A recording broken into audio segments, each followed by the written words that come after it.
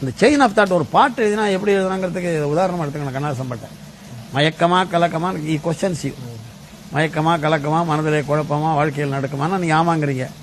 வாழ்க்கையில் நடக்குமான்னொடனே அது லிங்க் வருது பாருங்க. வாழ்க்கை என்றால் 1000 இருக்கும், வாசல் தோறும் வேதனை இருக்கும்.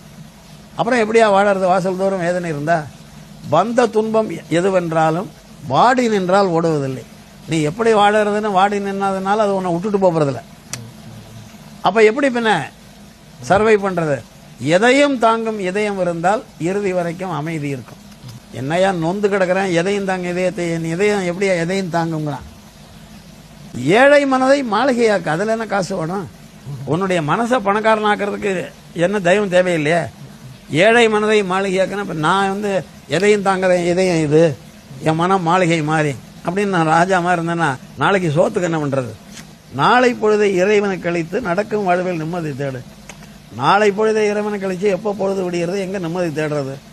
அப்படின்னா உன்னை விட மோசமா எவ்வளவு பேர் இருக்கான். உனக்கும் கீழே உள்ளவர் கோடி, நினைத்து பார்த்து நிம்மதி.